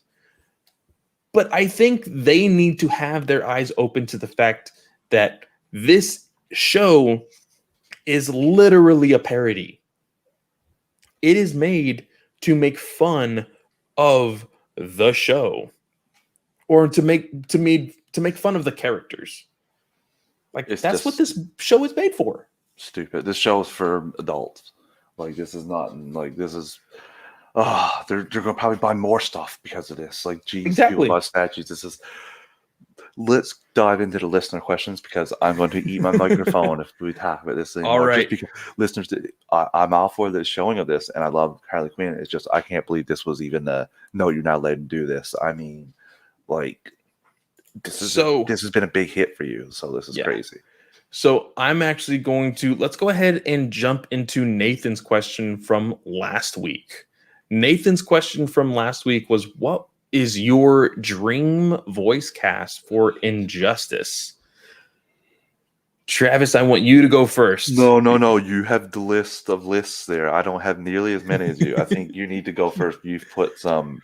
Okay, so for a visual representation, if those of you who are listening to the audio only, if you want to go to the YouTube link to watch what I'm putting on the screen here, I have visuals for all of the actors that I'm going to be putting up for my list. So starting off with the man himself, Superman, I have Tim Daly returning to his role as Superman. A lot of people don't know this. Tim Daly only voiced Superman in the Superman animated series. He did not voice him in Justice League or Justice League Unlimited. No, he did not. I love Tim Daly's voice for Superman. I think it fits very, very well. And I would just love to see what he can do with a more villainous side of Superman. So I really do want to see Tim Daly as that Superman. Going to Bruce Wayne, Batman, I'm going to bring back Bruce Greenwood from Young Justice and Batman Under the Red Hood and Batman Death in the Family. I love this voice casting. I didn't know how much I love this voice casting until I saw it in Young Justice. Or technically, I think Under the Red Hood came first before Young Justice. But either way, Bruce Greenwood, I first saw him acting wise, I think in National Treasure being the president. His voice is godly under Oh my that cape God, and yeah, cowl. very good. So I would love to see him reprise his role as Batman. Now, as Wonder Woman, Charlize Theron. This I think you need to have, because for me, I wasn't really entirely sure if this is a like, hey, are we doing a series or are we doing a movie? Either way, you're going to have compromises, but also you're going to need to want to bring people in, and you need star power to do that. I think Charlize Theron would be a really cool Wonder Woman, not something that people would be expecting. I think her as her hero persona in the Old Guard on Netflix really showed that she can hold a superhero series. So putting her as Wonder Woman would be really, really fun for me. Nice. Next, we have The Flash. I really love Neil Patrick Harris's voice in the New Frontier movie. So having him reprise the role of the Flash is a no-brainer. Again, and it's also star power. I was really trying to do more stuff outside of what DC has already done for their movies, but these voices have just really done something really well for these characters. So Neil Patrick Harris, again, love his voice, and it just made sense to make him as the Flash. I know that he was a huge fan cast for if they were going to ever make a Flash movie back in the day. Now for Hal Jordan Green Lantern. This I actually had a lot of trouble with. Of course, you can always say Nathan Fillion. He is the voice of Hal Jordan. But for me, it just didn't. I didn't want to keep going back to those kind of actors. So I was like, okay, again, what is a very popular, actor or voice actor that could really bring people to this movie or animated series? And Anthony Starr had to be on my list. He had to be, and him as Hal Jordan, I think would just be really, really fun. So after that, I have Aquaman. Aquaman will be voiced by Phil LaMarr, not Jon Stewart, but Aquaman. He is actually reprising a role of Aquaman. He was Aquaman in Injustice, the video game. So having him in his role for Injustice would just make sense for me. Then we have Guy Gardner. Alan Richardson, for me, I fell in love with Alan Richardson when he showed up as Aquaman in Smallville. That's when I first noticed him as an actor. But then, of course, he became the voice of Raphael in the TMNT Don't talk to movie. him about that experience. And then, of course, we all know him from currently in Titans. There's also a really, really funny show. If none of you guys have seen it, Blue Mountain State. I love Blue Mountain State. Amazing. Love Blue Mountain State. He is great in that series. I did a total of 17 people in this voice cast. So next we have Zatanna. We have, of course, oh my gosh, Diane Guerrero. I was like, wait, no. But yeah, Diane Guerrero would be my voice cast for Zatanna. I really wanted to choose a Latina for this role. I could have very easily gone with a whole bunch of other people, but I just needed to have her in my cast. I think she would do really, really well. And I just love her and freaking Doom Patrol. So, Constantine. It's the person everybody wants as the live action, so why not give him a chance for the animated series or movie? Carl Urban being my Constantine just makes sense. In The Boys, he is basically a Constantine without magic. He doesn't care about anybody. He tries to look out for himself, but of course he gets too attached to people, and he just, he can't let his buddies die. So Carl Urban is, of course, my choice for Constantine. And then Liam O'Brien would be my Detective Chimp. So you're looking at me really funny. I don't know who that is. Liam O'Brien is a incredible voice actor that has been all over TV, animated shows, has been all over video games. And currently, what he is really popular in right now is a Dungeons and Dragons Okay. show on Twitch that he plays with a whole bunch of other voice actors. Ooh. And his voice, I think, for Detective Chip would just be really godly. And I think it would totally make sense. So Snell is going to call me a little bit of a hypocrite here. I hate that Giancarlo Esposito is always the villain in everything that he is put into. But like Snell says, it just makes sense. So I would have Giancarlo Esposito voice Sinestro. Oh, nice. Yeah. I think just his performance and his what's the word I'm looking for? The Gravitas. gravitas, but also just the way he talks, the soothing of his voice sometimes just sounds like the way Sinestro is usually written. So he would be my Sinestro. So this one is actually really, really fun for all of you Star Wars fans because this is a double take. So for my Oliver Queen, I would have Freddie Prinze Jr. as my Oliver Queen, but only to have Vanessa Marshall as my Black Canary. And Star Wars fans would actually be excited about this because Freddie Prinze Jr. and Vanessa Marshall played, of course, Kanan and Hera in Rebels. So the relationship between Black Canary and Oliver Queen, and of course, Kanan and Hera totally makes sense. And I think they have really good chemistry together. So having them together as Black Canary and Green Arrow would totally make sense for me. Now, reprising her role as Harley Quinn, I would have Kaley Cuoco. I think she has done very good in the show. I can't really picture Harley Quinn's voice without Kaley now. I know a lot of people love Tara Strong, and I know that Tara has been attached to Harley Quinn for years, for more than a decade now. More than 2, actually. But I think to give more, just recognition to the beauty of Kaley Cuoco's performance as Harley Quinn, I think it would be really fun to reprise her role. Now, this would be my Joker. This is John DiMaggio. He played the Joker in Under the Red Hood. Yes. I think it is a very underrated performance of Joker. I love his voice as the Joker. I don't know why, but just that scene when he's in the investigation room and he just murders everybody with that broken glass. He's like, oh, well, not these guys. These guys are all dead. That sold me as him being the Joker, 100%.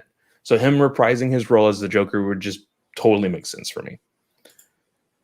Now, Shazam, reprising his role again, Jerry O'Connell. Jerry O'Connell played Shazam during the small little short film animated series or animated movie, Superman Shazam versus Black Adam.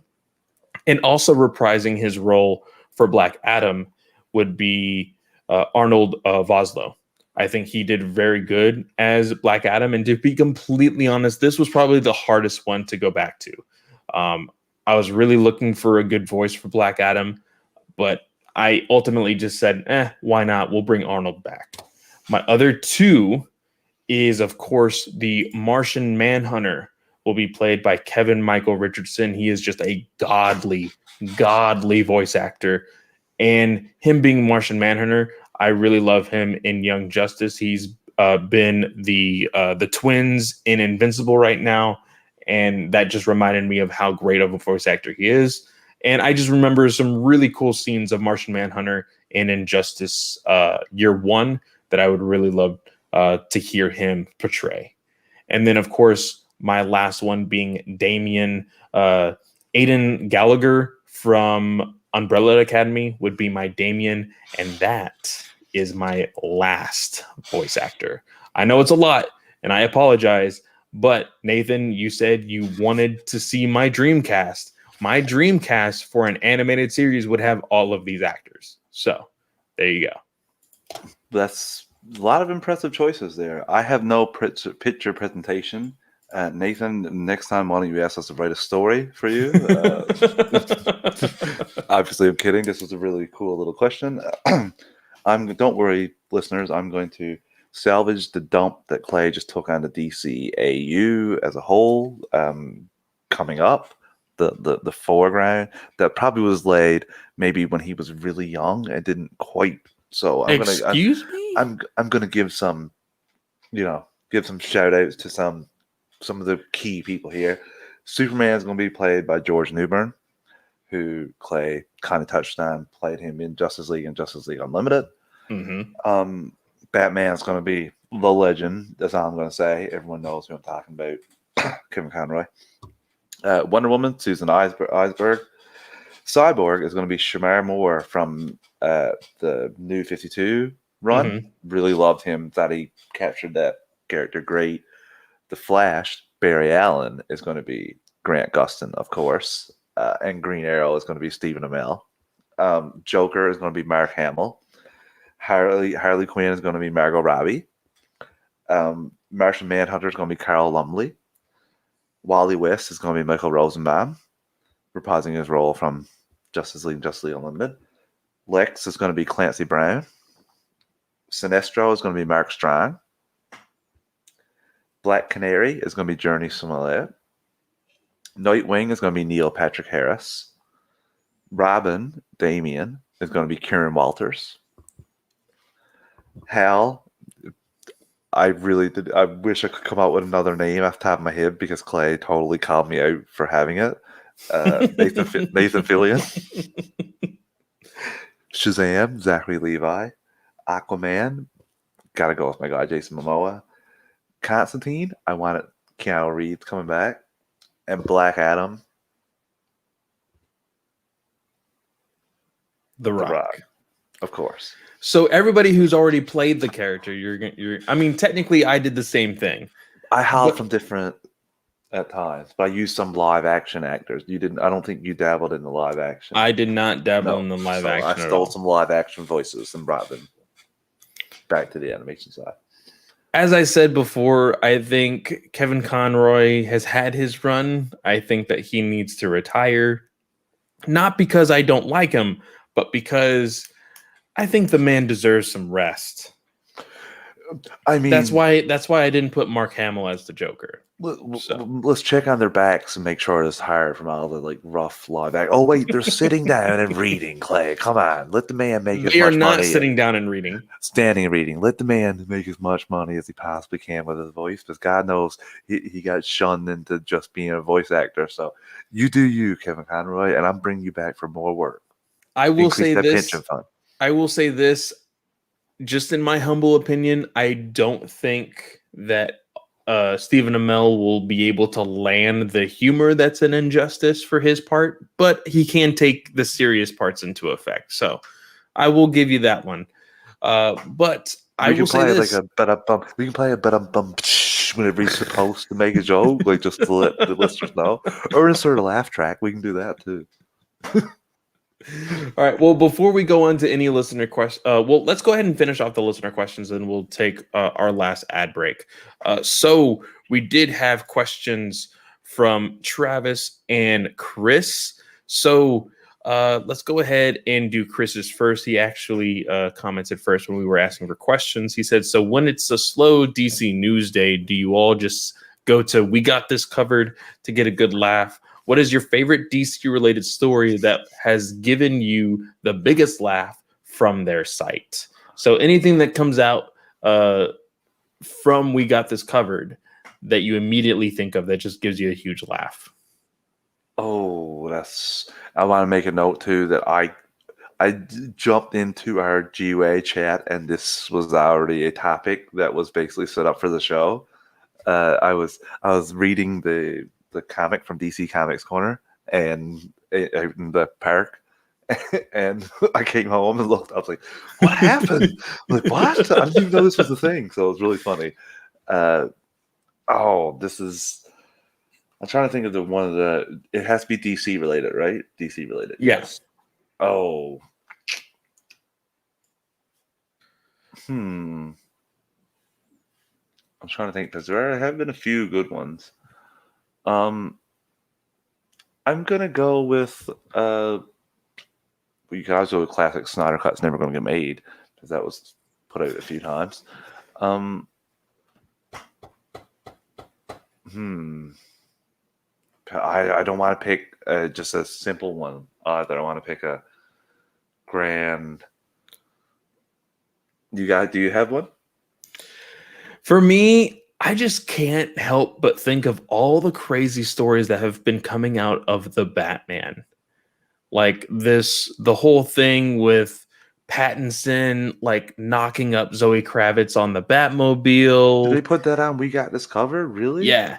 Oh, Uh, like there's been so many others, and of course there's other tabloids that have been like kind of poking the fire for these kinds of stories. But there's one that was like just recently, somebody made a video over somebody's joking tweet that said that Robert Pattinson kidnapped Matt Reeves and was on a standoff with police, just like ridiculous stuff. the most realistic one that I would say that I thought was absolute rubbish and funny lately was The Rock wants to restore the Snyderverse. That was never said anywhere. I don't know where they got that information from, and it was priceless to see it like go on right away.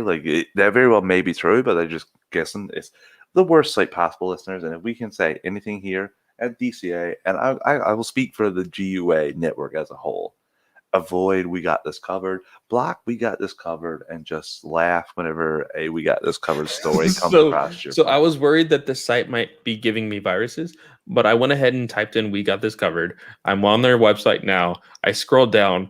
Dark Side limited series reportedly being discussed at HBO Max. Oh my God. Okay, yeah. Okay, thank you for that nonsense, Chris. We're going to go on to Mr. Snell's question. Like, good Lord, we got this covered. What character would you like to see get the Harley Quinn treatment next, as in a mature animated show? And don't say MODOK, because trust me, that is not something that you want. So I already have mine. What would you want? I'm flipping this upside down because he said mature, but he didn't say mature and funny. So I will definitely go with Mr. Freeze. I want a realistic, gritty, mature take on Mr. Freeze, what happened to him, and him trying to get Nora back. See, I think it was implied that it had to be like Harley Quinn. Like it needed to be funny. So I went with the implied notion with Harley Quinn, and I say Green Lantern. You're going to go Guy Gardner, aren't you?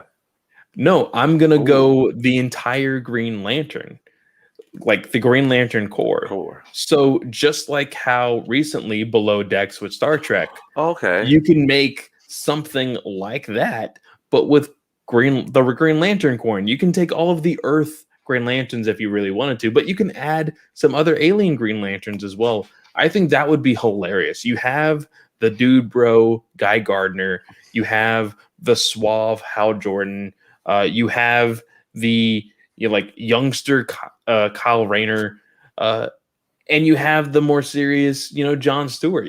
I think that it could really be a funny show, and then of course going out into the cosmos doing whatever, and of course having the Green Lantern rings. I think you can do some really stupid funny stuff with that as well.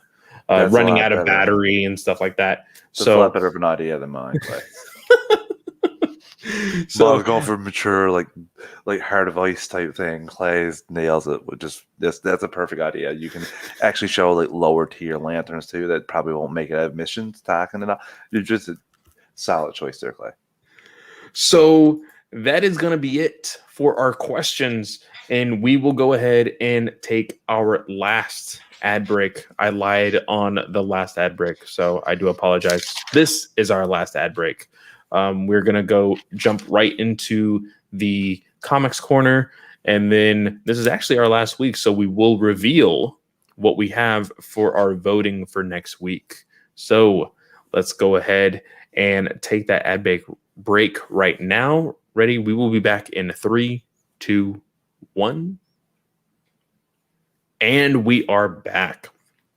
So, Travis, this is the end, man. This is the end.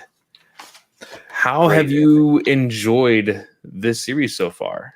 I really loved it, Clay. I didn't think it was going to win first of all when I picked it, and I've been thoroughly surprised. This is a great little ending, and we get a nice little cameo from Batgirl in this final chapter. Yeah, I have really, really enjoyed this series. It has had a little bit more serious tones to it than I thought it was ever going to have when we first decided to read this, or when the fans decided for us. But yeah, I have really been enjoying this. I love all the cameos that show up in every single issue. And this actually has a tie-in that was Yeah, noted in the middle of this in these chapters. So I was a little bit surprised by that. But of course, this is Batman 66 meets Wonder Woman 77. Chapter 11 and 12 is what we will be talking about. Here in chapter 11, it is written by Mark and Draco, Jeff Parker, penciled by David Hahn, inker Bill Williams, colorist Mad Pencil, letterer West Abbott. So, of course, we're picking up right where we left off in the last issue. Batman is met with Ra's al Ghul, as well as Wonder Woman and Nightwing, and Catwoman being met with Talia. Basically, they are, out to look for the Lazarus pits again. They're trying to look for all the locations. We first found out about this when Catwoman brought in the map that was inside the book, and they found out, hey, there is a pit underneath Arkham Asylum. So there's this huge fight sequence inside of Catwoman's club. I thought this was hilarious because these disco guys are actually ninja assassins, as well as Catwoman's bodyguards. Travis, you are muted in case. they remind me of the Bruce Lee movie. Yes. Seeing these cheetah guards, I just noticed this literally right now, looking at this panel right now. They're all in cheetah print because it's a Catwoman. Yeah. That is hilarious. They're bodyguards. Dude, that freaking 70s stash on that guy, though, that looks great. I know. But basically, Roz is kind of trying to intimidate Bruce. Again, talking to him about the fact that he wanted to fight him as Batman in the beginning of this thing, and that they're gonna easily take him over because he's no longer Batman. But Batman is more than just Batman. He is Batman because of Bruce.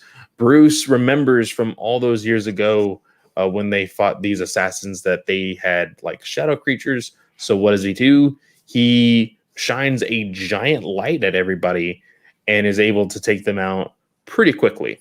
Yes.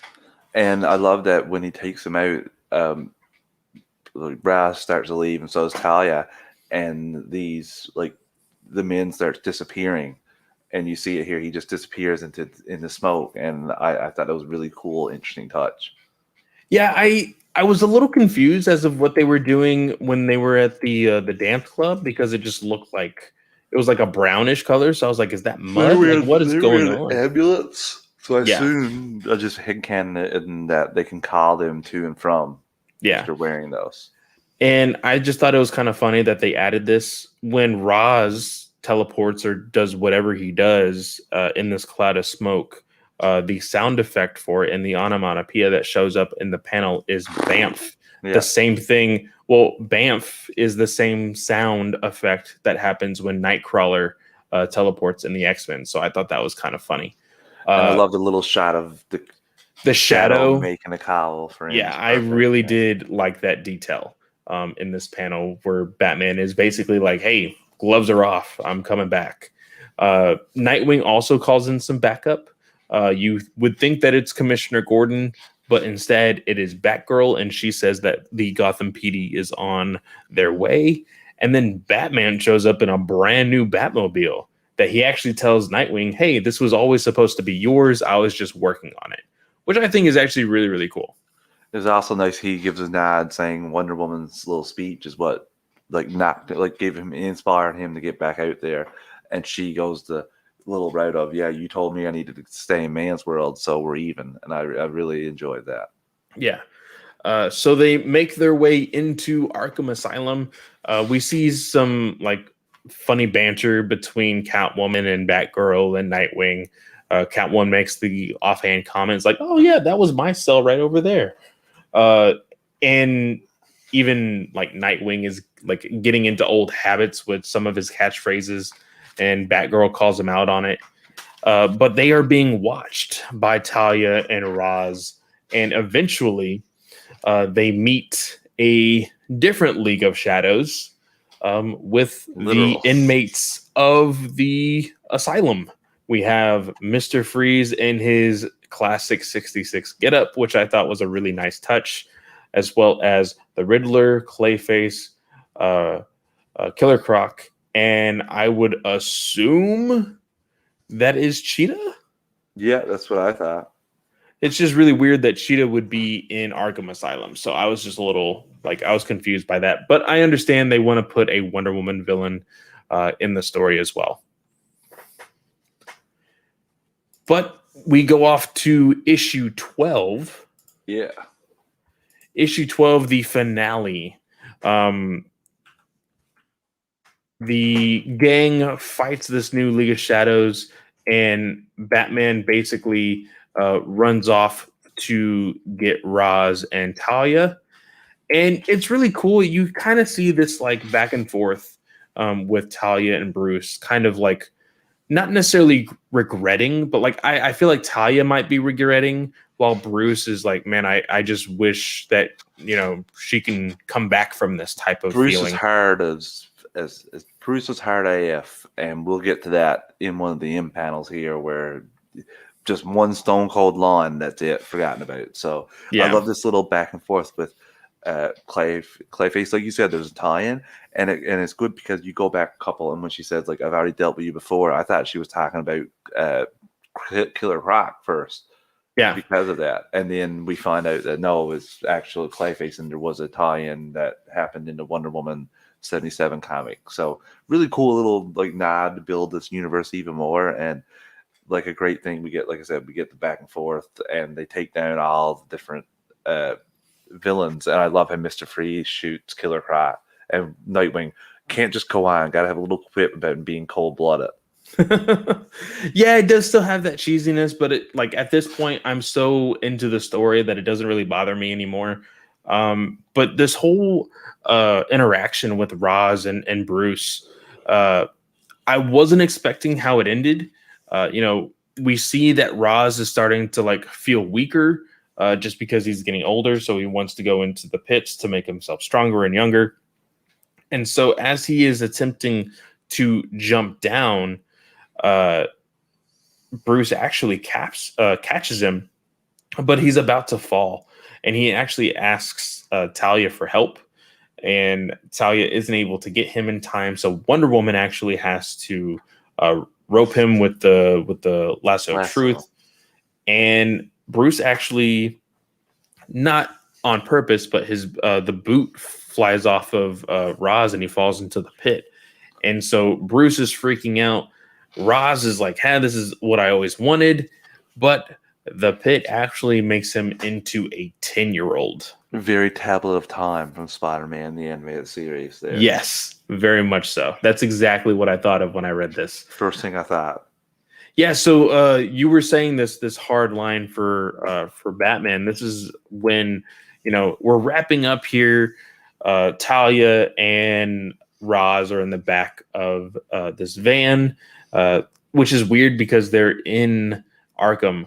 But of course, I'm sure they have to clean up and do all this other stuff. Batman says that they have to build a juvenile wing in Arkham to keep Roz there.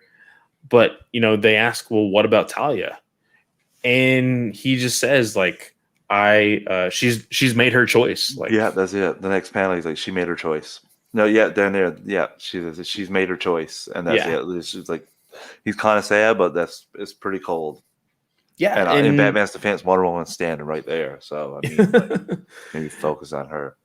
yeah, and it's basically just all of these like, thank you, but Wonder Woman does tease this little. She says because Batman says at least the League of Shadows is no more, and she says about that perhaps we should talk about a league of our own.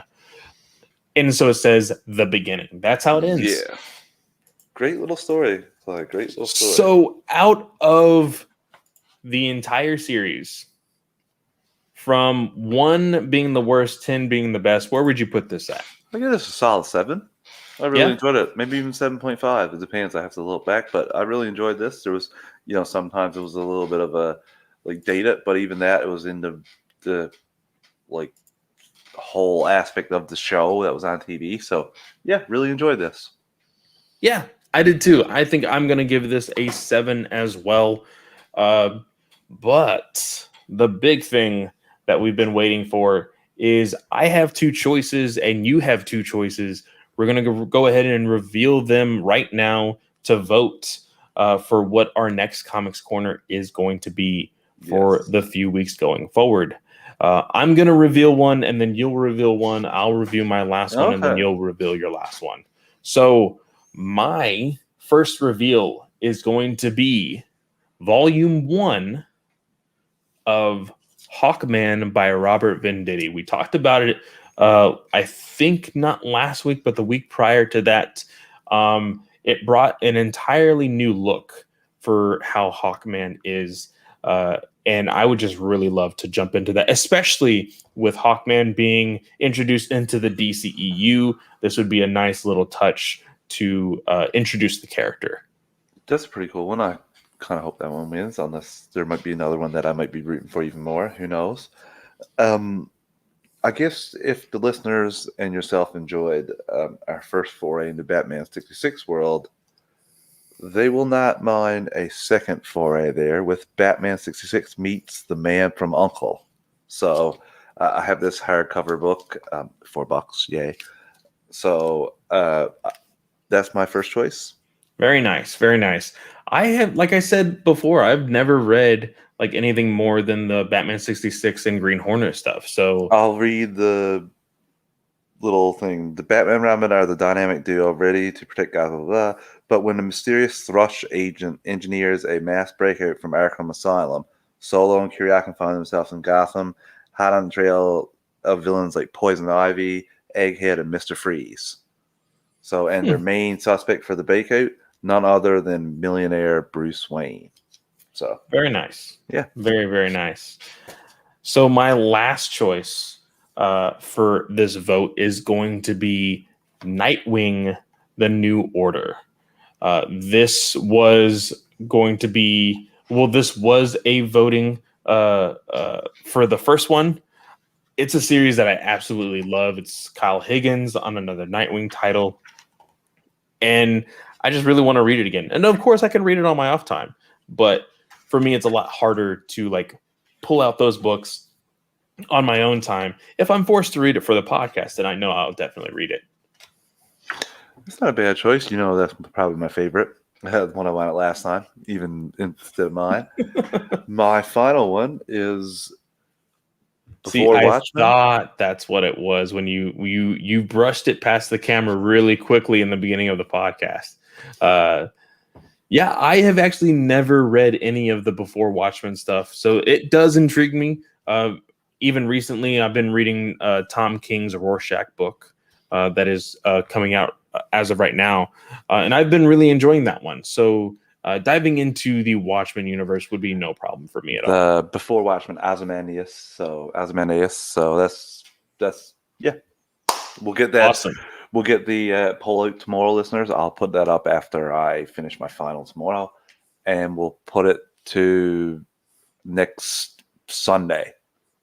All right, yeah. Well, this Sunday coming, and then we'll start the show. Start it on Monday. So yeah, Awesome. We'll start it next week. Please get out there and vote. And I'm not even going to tell you which one, Nightwing, to vote for.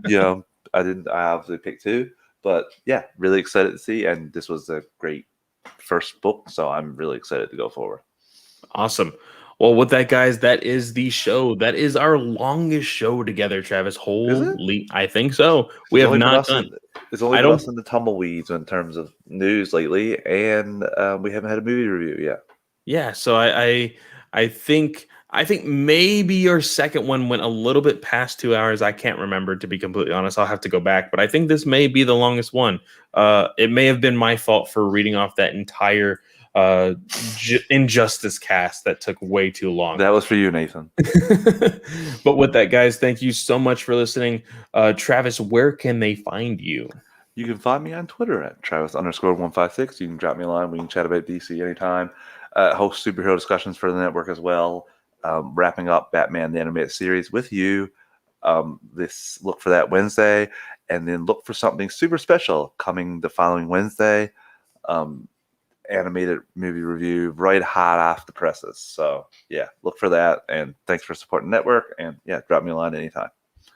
Yes, and of course, you can always find me at FanboyClay on Twitter. You can go into my bio. You can see that awesome looking link tree there where you can find the links to all of my shows, including my TikTok. I have not been as active as a creator there, but I do want to jump into that. So go ahead and give me a follow. But you can find my shows like, of course, this one, DC Alliance. You can find me at the Batman News Weekly podcast, the Comic Book Legion podcast that should be coming back within the next 2 weeks. Of course, the Weird Science DC and Marvel podcast, where I do the digital spotlights for DC, as well as the main show with Jim on Marvel. And then, of course, with the GOA, I also have Ranger Alliance that is on Mondays. Today, we did a show, me and Joe, talking about episodes 44, 45, and 46. And man, did we hate them. I didn't expect any less, and I can't wait. I can't wait to finish it. I've gotten, I want to say, third of the way through.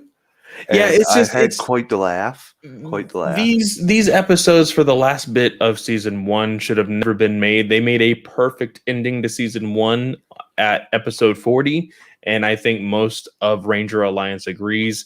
But we have to stick through it. We are almost 19 or 15 episodes until the end of the entire series. So, or at least to season 1. So I have a joke to end off the broadcast.